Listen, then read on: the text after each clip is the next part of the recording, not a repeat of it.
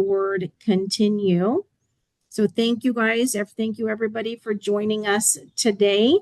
This is Laura Maloof Miller. I'm your host of the webinar today. I'm a program manager in the wellness department at HealthNet.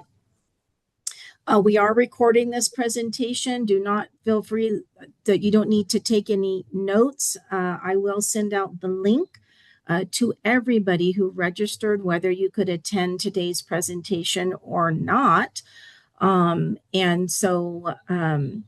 Do not worry about that.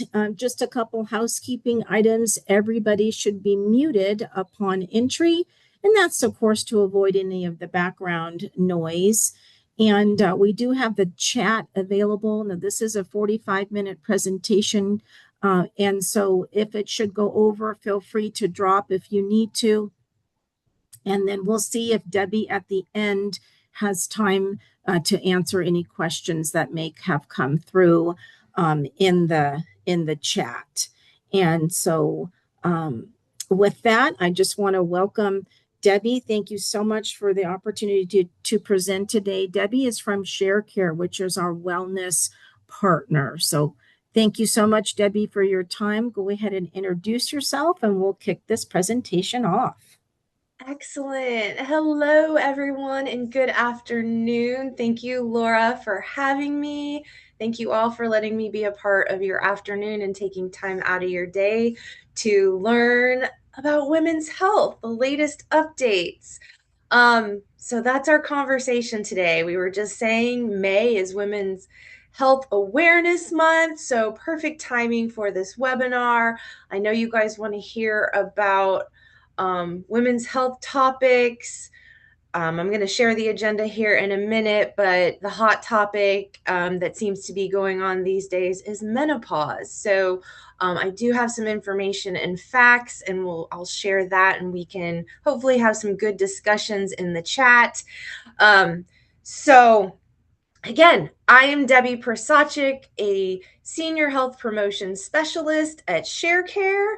I've been with ShareCare for over 13 years. And just to give you a quick snippet of my background, I do have my degree in education, and I am a certified personal trainer and have been for a long time. My background is in health and wellness, and I've done various things throughout my career with the on-site personal training, group fitness classes, wellness programs, and shifting into more of helping manage other companies' wellness programs and activities through ShareCare. So very excited to be with all of you today. I do want to remind you today's webinar is being recorded, and we do have the chat feature, which we can see you, and it's anonymous to everyone else for privacy.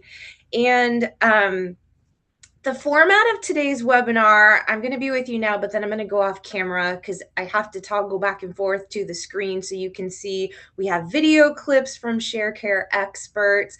They're going to talk, or we're going to read along with some music in the background, and then they'll have some discussion questions that we'll pause there and we'll take some time to chat. So I like to keep these very interactive. So during the presentation, please go ahead and make comments and questions in the chat, and I'll do my best to get to them, and we will have some time at the end for any questions you might have then or anything I might miss that I will go back to. So that is our plan for today. Before we get started, I do want to say my disclaimer that I am not a doctor, and this webinar is supplemental information not meant to replace or delay in seeking medical attention or seeing your doctor for anything. So please remember, this is informational, but if you have serious questions, need help in based on your situation or what you're going through, please seek the advice of your doctor or health professional. So with that, let's go ahead and get started. I am going to go off video and I am going to share my screen. So here in a few seconds, you should see the screen and hear some music, and I'm going to pause at the agenda and we're just going to kind of go back and forth like that. So let me share. It's coming up, Debbie. It's there.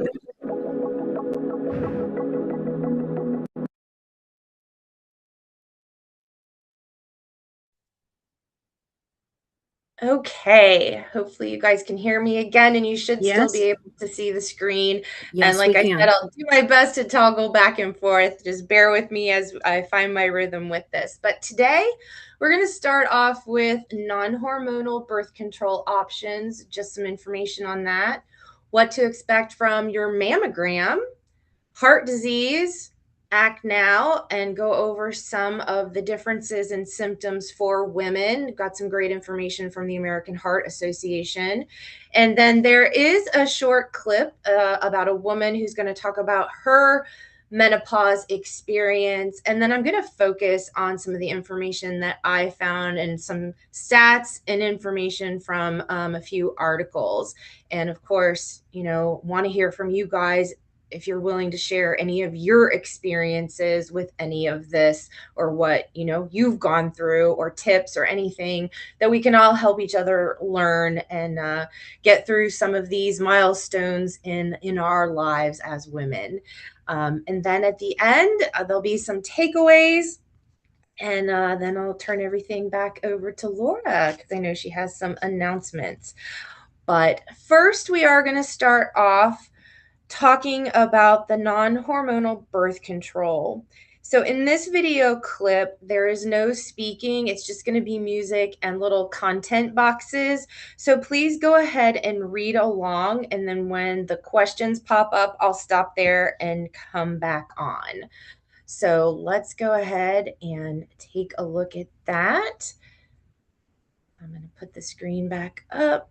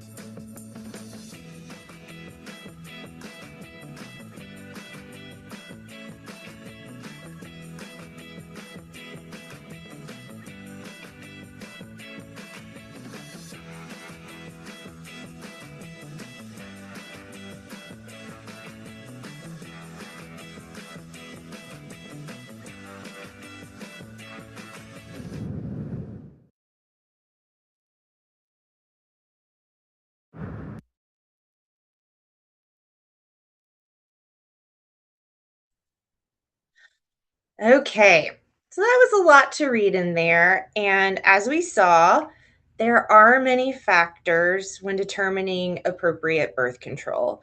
So if you or your loved ones are looking into it, these are some questions to consider. Do you want added protection?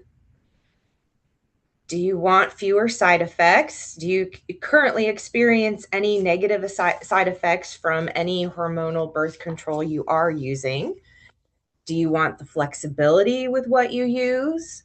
Do you want to keep your natural hormone rhythms in place, with less alteration of your menstrual cycle and your hormone levels? Could be a reason why you want to use the non-hormonal types of birth control. And do you want to avoid that weaning off process in case you are in a place where you are, trying to have children? So, just some things to think about. This is very personal information based on where you are in your life and your situation. So, if you are thinking through your options on non-hormonal birth control, please always speak to your doctor or healthcare professional with any questions or concerns that you do have about this. So just some food for thought, things to think about. If anyone has any questions or comments on this section, feel free to put them in the chat. But I feel that since it is very personal and really specific to your needs, I just want you to just take note of this, think about it, and see what works out best for you. And if there aren't any questions, I'm going to go ahead and move forward. So just thought this was an interesting section, but again, very personal things to think about. And as always, speak to your doctor when you're deciding what is best for you based on your situation, your health history, and all of that. So with all of that in mind, yes. Yeah, Debbie, on the next section, can you see if maybe you could increase the volume a little bit? I asked the participants to increase the volume on their devices should they need to do that, but I didn't know if you had an opportunity to adjust the volume on the presentation at all. Yeah, I'm turning mine up all the way. So Okay, we'll yeah, give it a might try. also be you all need to increase on yours as well. So the next section we will have we'll have experts talking to us. So Okay. yeah. We do have, there is a question. Okay, let's see here. That was What pretty are loud. what are the natural hormone or birth control options? Great question. And these would be any kind of barrier methods, IUDs, spermicides, condoms, things like that, as opposed to you're actually taking some sort of birth control pill every day to regulate your cycles. So that's really what we're talking about here are those things you can do to avoid taking birth control pills.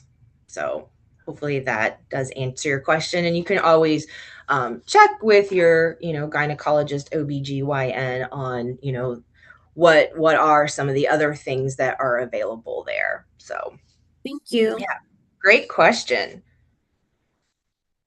All right, let's see. Anything else? Okay. All right, let's go ahead into the next section.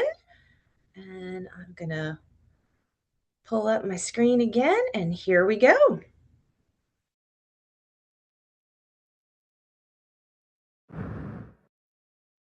Mammograms do find cancer, and they absolutely save lives.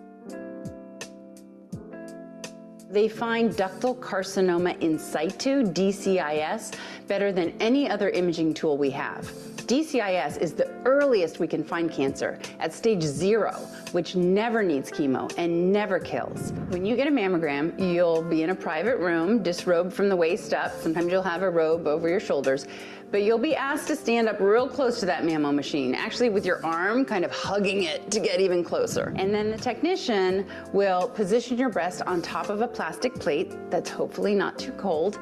And then she gently but firmly brings down the top plate to compress. That's a nice word for squash your breast. She'll step back behind a shield. She'll ask you to hold your breath while the machine beeps and moves in an arc. A small dose of radiation will be beaming between those plates, producing the mammogram image that we then read. Each breast is imaged twice, squishing you from left to right and from top to bottom. If you still menstruate, time your mammogram to the second half of your cycle, meaning the 2 weeks before starting your period. This is the luteal phase, and this timing correlates to less breast sensitivity, so less pain, which allows better compression and a more detailed image. Speaking of pain, tip 2, if you're in the 55% of women who think mammos hurt a little or a lot, try taking a couple acetaminophen like Tylenol or NSAIDs like ibuprofen. Finally, be on time. Large studies show that mammograms are most effective when women stick to a 12-month interval between screenings. So if you're due for your mammogram or overdue, book it today.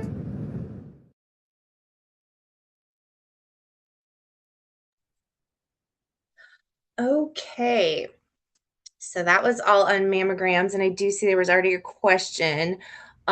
This does not contain any information on ultrasounds in lieu of a mammogram. This just strictly focuses on the mammogram. So that's what we're kind of going to go over now. But definitely, check with your doctor on what other options are available to you. I do know sometimes, if just from personal experience, mammograms I've had in the past, if something was, caught or they suspected like, oh, I think something we need to look into more, then I did get sent for a diagnostic and ultrasound to have that looked at a little bit closer. So it really kind of depends on maybe what your mammogram finds or what your doctor thinks based on your history. And that's exactly right. See, the person that put ultrasounds are also a follow-up for women with dense breasts. So yes. Okay. I do see some questions. I'm going to get to those. I just want to quickly go over, she talked about the best imaging that we have to detect breast cancer. And even at that early stage 0, that early detection can catch things before they become a problem. For anyone on here who has had a mammogram before, you probably put yourself in that place when she was talking through those steps about going in that private room, putting on the gown. The technician helps you get your breasts in place, the squeezing, and the left to right and the top to bottom, and how they put you in there, and which can be uncomfortable. So if you do find it very uncomfortable, a suggestion is to take a Tylenol or NSAID 30 minutes before your appointment. And scheduling your mammogram in the second half of your cycle to help with that. And the best thing, though, is really scheduling these on a regular basis every 12 months. That's the most effective way in finding any possible problems. So make sure you stick to your schedule. And I do see a couple of questions on here. The age, what is the age and annual schedule? What age to start? So recommended age is usually around 40. But talk to your doctor about your personal and family history. Based on that, some women may need to start screening earlier. So again, question for your doctor on when that is appropriate for you. But general information states age 40 is when you should start getting a mammogram. And there's a lot on here. Let's see here. When should you schedule if you are in menopause, since we no longer have cycles and may still have some sensitivities? Again, speaking to your doctor about that, but I do know people who are in menopause, every year you should be getting that mammogram unless your doctor tells you otherwise. So follow their advice based on where you are in your cycle, in your phase of life, and follow that. And we talked about the ultrasounds. During my last mammo, it's typically done with 3D. They offered an additional something for a fee. What is the latest standard mammo offered for women with dense breast? As far as I know personally, because I do have the dense tissue also, I just get the regular mammograms. I have had to have some ultrasound follow-ups based on some of the findings, which thankfully have always turned out okay. But it's what your doctor recommends for you, or what's available at a site they screen at. So it's really the technology available in your area and what your doctor has to offer.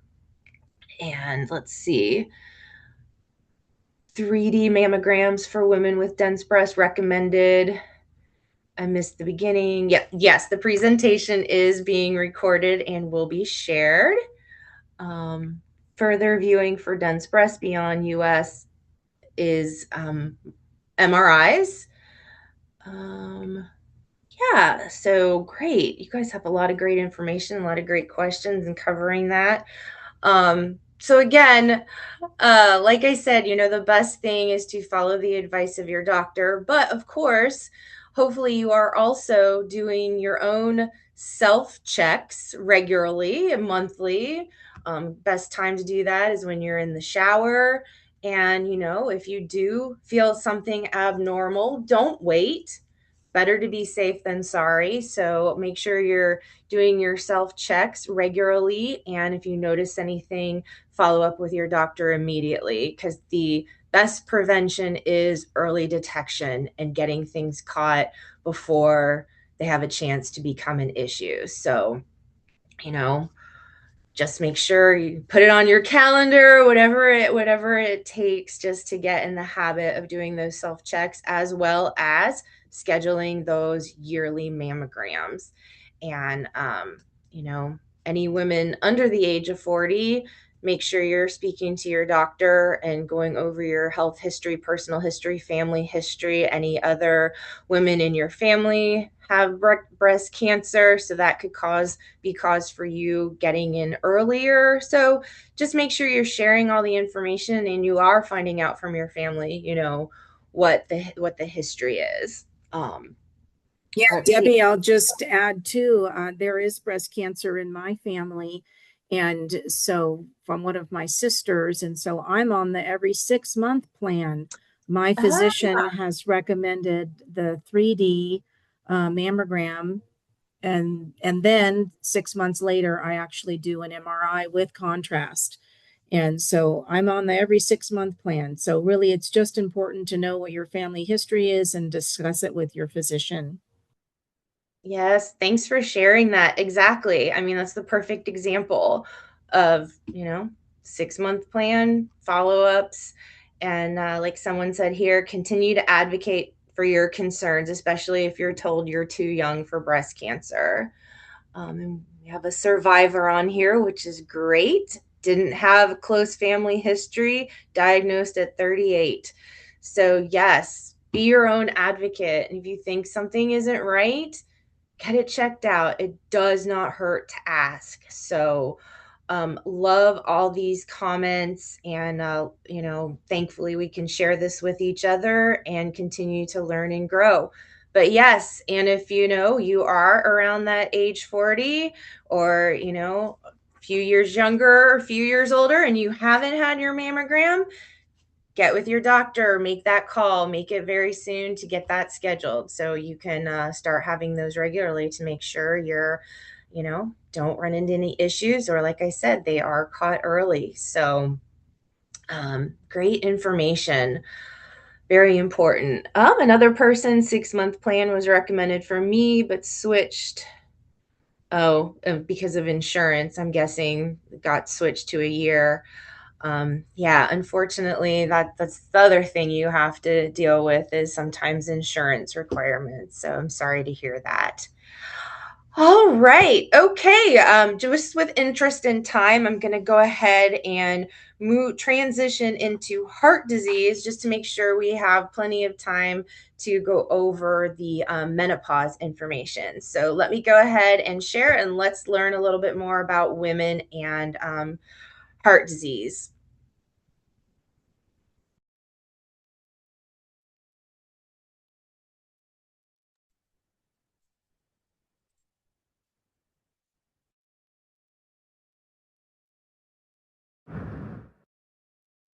it's important to understand that men and women may have different heart manifestations of heart disease.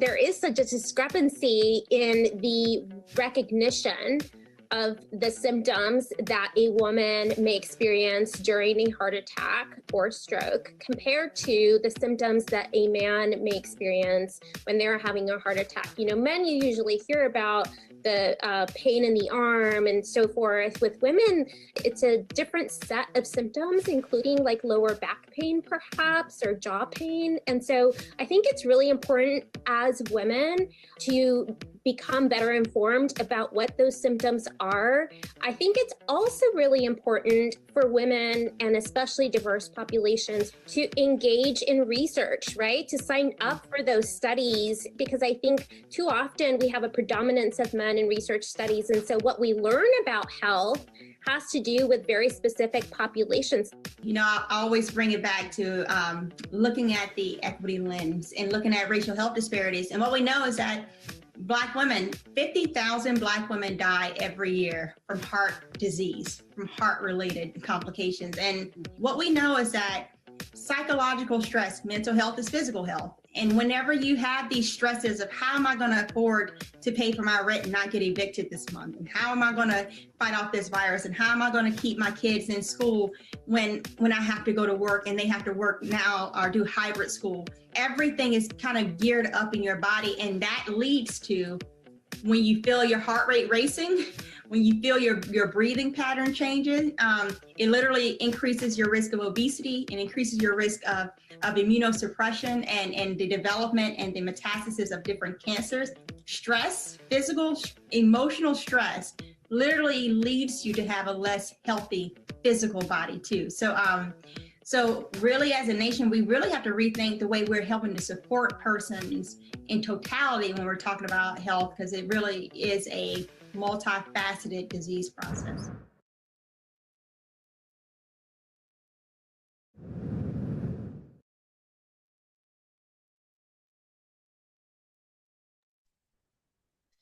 All right.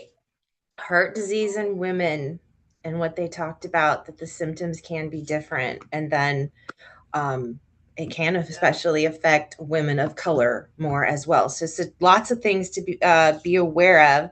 But I really found a really good article at the American Heart Association on heart attack symptoms in women, because heart disease is the #1 killer of women in the United States. And women are more likely to attribute some of these symptoms to being, oh, nothing serious, just a little heartburn, or the flu, or no, I'm just getting older. So many women think these signs of a heart attack are unmistakable, but the signs may not be so obvious and they can be confusing. So I'm just going to take a few minutes here and go over the symptoms. And of course, if you have any of these signs, you're not feeling well, or something feels off, don't hesitate to call 911 and get to the hospital right away. So they talk, uncomfortable pressure, squeezing, fullness, or pain in the center of your chest. It may last more than a few minutes or come back.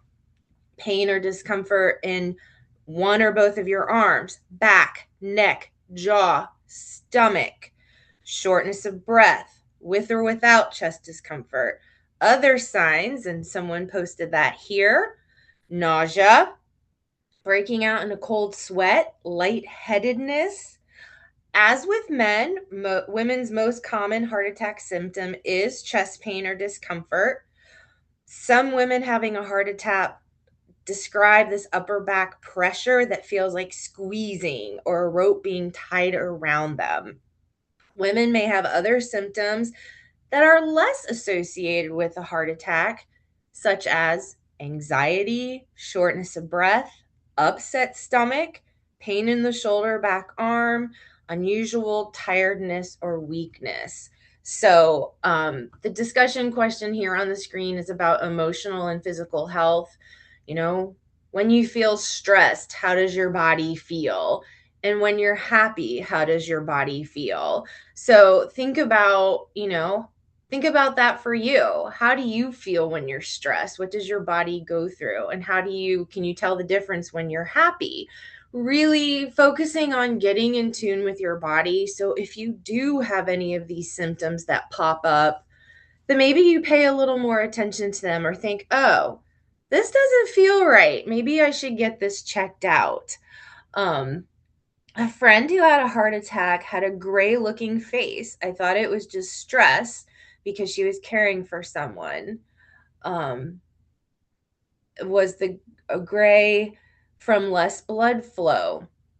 Yeah, your face kind of goes pale. So that could be, excuse me.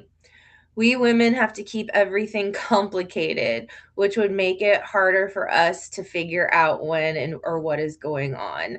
That's a very good point. And as women, we're the caregivers, care for our children, care for our parents, care for this, care for that. We've got a lot of balls up in the air that we're juggling. And a lot of times, I think, does this sound familiar? Oh, it's nothing. I'll deal with it later. So, self-care is very important, and learn, like I said, listen to your body. What is it telling you? And only you know you. Um, let's see. Oh, and then the comment about the friend who had a heart attack after the person had a stent put in, her color returned to normal. So yeah, her blood was probably not flowing through her body properly. So yeah, because as I look back through my little notes here, blood flow that brings oxygen to the heart muscle is severely reduced or cut off completely. And those arteries that supply the heart with blood can slowly narrow from the buildup of fat, cholesterol, plaque, those other substances. So, and then in this article at the Heart Association, a heart attack occurs about every 40 seconds. So, something to think about. All right. Also, Debbie, I am a American Heart Association instructor for CPR, and another really sad statistics out of the American Heart Association is that individuals with breasts get CPR much less often than to individuals without breasts. So this is just out in the public. If somebody were to have a heart attack and you would want to do CPR, it just seems like it's individuals with breasts have CPR done on them much less frequently than individuals with breasts, which is another sad statistic. But take care of yourself. Yeah. Don't have a heart attack. Yeah, that's very alarming. That because of that, someone might not want to help you because, yeah, that is a scary statistic. And thank you so much for sharing that. And very good that you're helping the Heart Association with that. All right, let's see here. Any other questions on the heart disease, heart attacks? Because I know we want to get to the menopause part with that information. Let's see here. Let's see. I feel this sharp pain close to my heart. When it's happening, it doesn't make me think heart attack or heart related. I wish I could remember exactly how it manifests, but it happens monthly. And if it's something that's regularly occurring, it might be something, you want to mention to your doctor or have checked out. When I'm stressed, and, stress can cause those things too, but, to be on the safe side, don't take for granted any symptoms you're having. If it's something that continues on, I'd definitely get that checked out. The lack of privacy to do CPR in public may scare people when a woman has a heart issue. That's absolutely right. So, yes, women, we need to take care of each other. And, when it comes down to it, you see someone in need, just because they have breasts, you should still want to be able to help them. So Laura gave a very good point with that. So, all right. Well, thank you guys for being so engaged in all of this and all your questions and comments. With the interest of time, I'm going to go ahead and move on to our last section on menopause. This is we're going to listen to a short conversation between a doctor and an elementary school teacher who is navigating her own menopause experience. So it's short and sweet, and then we'll definitely have a lot of discussion around it, because I did do some research and I have some other articles I do want to share information. And as most of you know, as you're looking around, the information can be a little scarce. But let's go ahead and move on to this next section and listen to the conversation on menopause.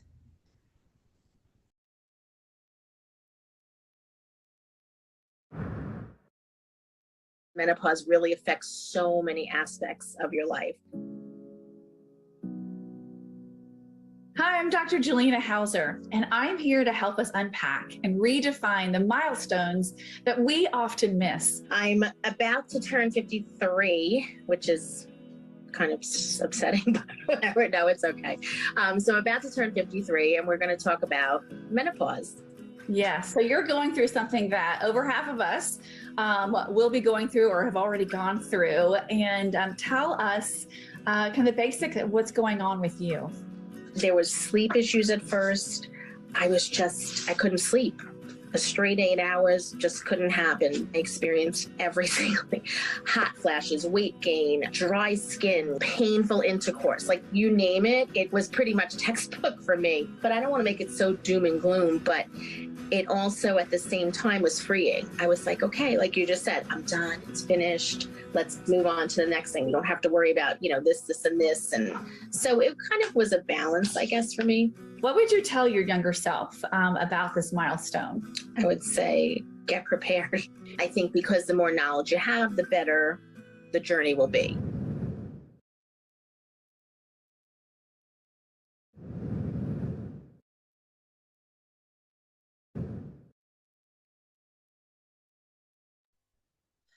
All right, like I said, that was short and sweet, and she talks about struggling with sleep, hot flashes, weight gain, dry skin, painful intercourse.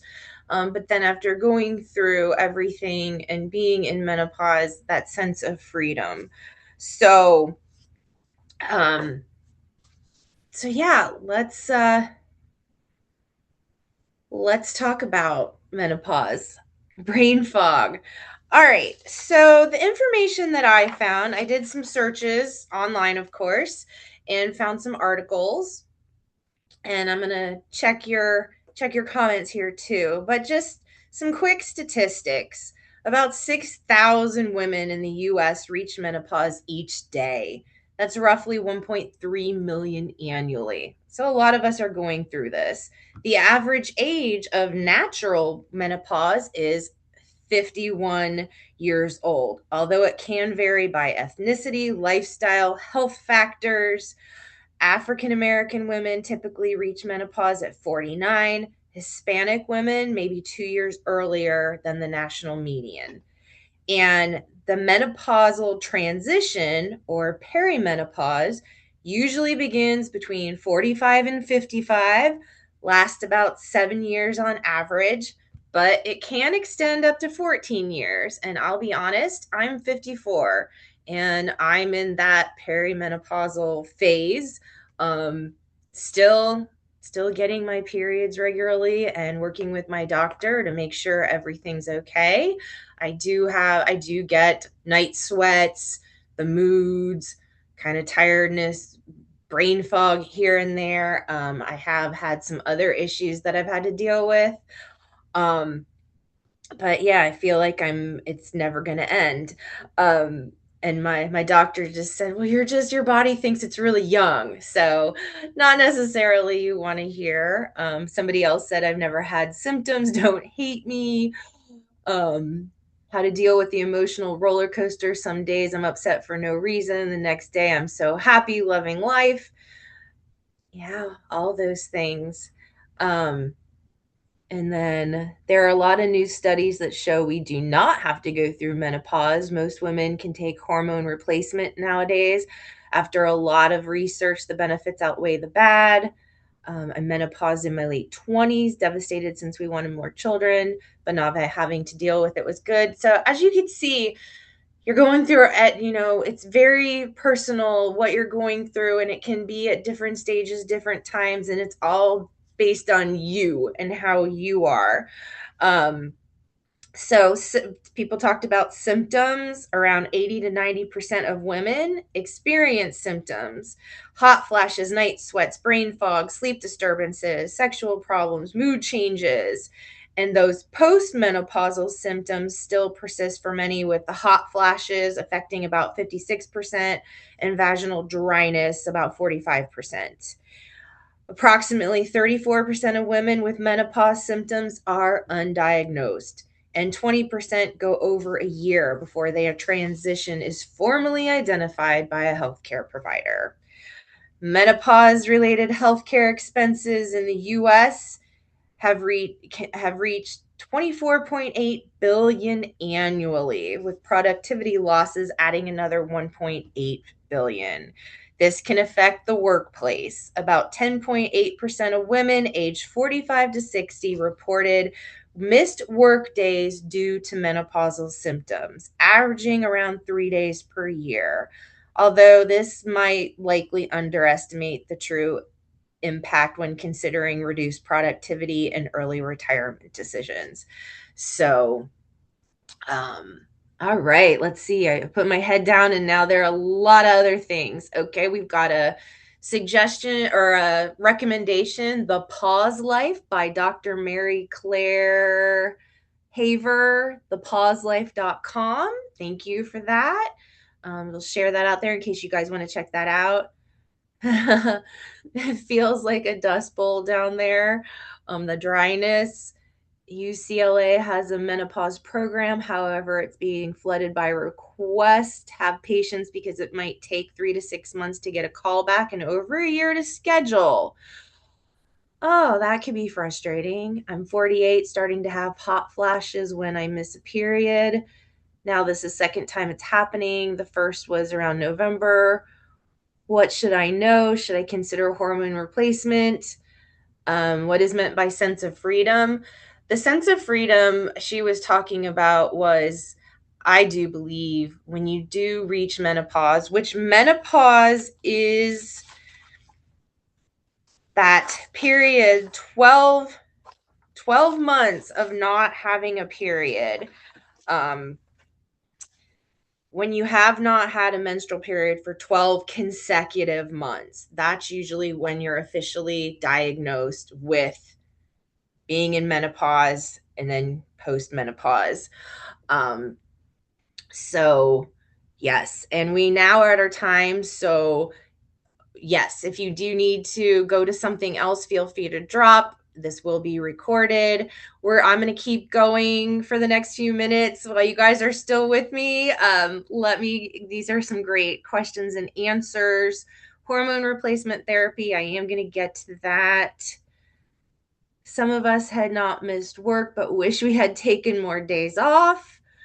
And then again, okay, thank you, Laura, for reposting thepauselife.com. Somebody else is also, yes, I'm still waiting. And then we've got some other recommendations. I mean, if you go out there and do your research, letstalkmenopause.org. I've started reading Hormone Havoc by Dr. Amy Shaw. It places a big focus on dietary changes in your 40s and 50s, has been helpful. I see a difference in limiting weight gain, improved sleep, and more focus. Your diet can have a lot to do with that. Any thoughts you can share regarding emerging trends or gaps? And that's the thing I did found when I did do research, is that there are a lot of gaps in care and information. So, and then what if you went 12 months, then you had a period? Does that mean something can be wrong? So again, it's all very personal to everyone. As you can see, all the questions are coming from lots of different perspectives in what you're going through. I did find some information. The perimenopause phase, this is your transition leading up to menopause, typically starts in your 30s and 40s, and like I said, can last up to 14 years. During this time, your estrogen levels fluctuate. You've got you can have irregular periods, hot flashes, mood changes, sleep disturbances, like vaginal dryness. That was what somebody was experiencing. Weight gain. And when you do experience that weight gain, it seems to come in that middle section around the abdomen. So all those fun things that you can look forward to, or that a lot of you are already going through. And then 12 months, consecutive months without a period is usually when you're diagnosed officially in menopause. Symptoms in this stage, you're going to get those continued hot flashes, vaginal changes, bone density loss, change in mood and cognitive function. And then management, nutrition. Somebody also mentioned, I'd have to go back up. There was a book about changing your diet. Definitely can have a lot to do with it. And again, it's really personal, trial and error, what you can find that works for you. Exercise, regular physical activity is always a good thing, especially adding in some strength training, because as we age, we do lose that muscle mass and bone density, and strength training can help with that. Regular exercise can help with that, just to help manage our weight and improve our mood. Sleep hygiene, establishing a calming bedtime routine, keeping your sleep environment cool to help with those night sweats.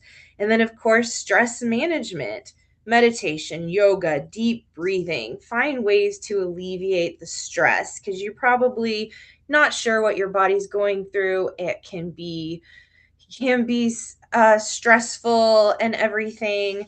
And like I said, there's information out there, but there also is not a lot of information. And if you're interested, there is an AARP report that they did a study, the survey of women's reflection on beauty, age, and media, and this highlighted those gaps in menopause awareness. And it just really talked about healthcare lacking, and really having the specific doctors that can help with this.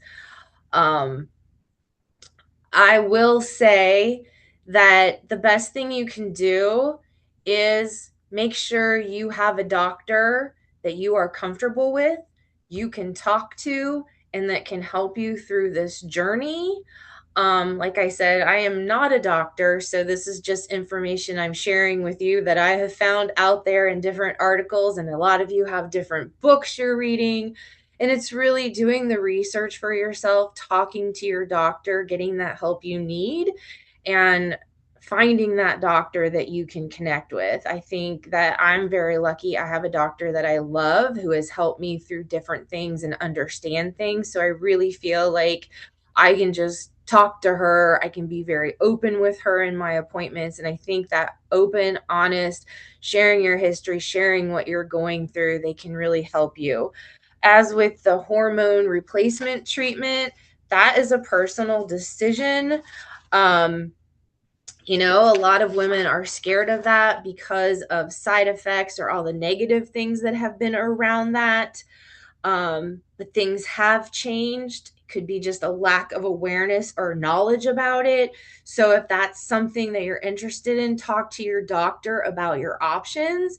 It is not for everyone, and it can be based on your history, whether you've had cancer, breast cancer, history of cancer, or heart and blood clot risks. So there are some people that do need to avoid the hormone replacement therapy, but for others, it might be exactly what you need. So it definitely is something, if you're interested, to look into. I can't tell you to do it or not. That is something you would need to decide based on your history, your health, and working with your doctor. So I'm going to just quickly go through, because I know we're way over our time. More questions have been coming in. So yeah, if you want to Google that AARP report, I can definitely send the link to that report. I got a lot of information from to Laura, and she can share that with you. I don't have it right offhand. I just have a copy of it. No problem. I'll be happy to share it. Thank you. Gosh, there are a lot of support groups. And thank you for putting that out there. That's another thing, you know, the reading books, finding a doctor, doing your research, trusting you and your body and what it feels, and support groups. I have also heard people say, you know, finding a support group to help you could also be a great thing. And then recent research indicates GLP-1 may help with cardiovascular health. I do not have a lot of knowledge on GLP-1, so I will defer that question to speaking with your doctor on that. So, and then let's see, the Menopause Society has a resource, and Laura posted that for you, and more links there. And that, yes, these resources are being provided by an attendee and not HealthNet. And yes, the Women's Center group is great. So yes, all those things. I know it's a lot of information and maybe not even clear or not what exactly you were looking for, but you know, just things to think about, things to learn about, and really just knowing yourself and having a good healthcare provider can really help get you through that and making the choices that you feel are best for you, because nobody else can make those choices. Make sure your bed is not exasperating hot flashes. I was sleeping on a surface that made it much worse. Changing that really helped. Yes, I know sometimes for me, I get night sweats. Having a waterproof mattress pad was awful because it kept all the heat in. So I changed that. It was definitely much better. Running a fan, you know, setting your air lower, all of those things can help. So, gosh, that was a lot of information. I know we are way over our time. I just want to thank you all for being so engaged and getting in the conversation on women's health and all of the things, you know, that are on your mind and what you're going through. I really do appreciate all of that. And I can relate to some of that just based on where I am in my life and my journey as well. So I just want to thank you all for letting me be part of your day and letting me share some information with you that could make you think a little bit more, ask some questions, talk to your healthcare provider, or maybe provide something that you did not think of. So thank you again for letting me join you today. And I'm going to turn things back over to Laura for some closing remarks. Yep. Thank you so much, Debbie. Appreciate everybody joining today. I had put in the chat just a reminder of our normally scheduled wellness webinar this month in May, which is the power of resilience. Again, thank you for joining us. It has been recorded, and I'll be sending out a link to everyone who registered in just a couple of days. Feel free to exit the webinar at this time. Thank you so much, Debbie. Thank you, Laura. Everyone have a wonderful day.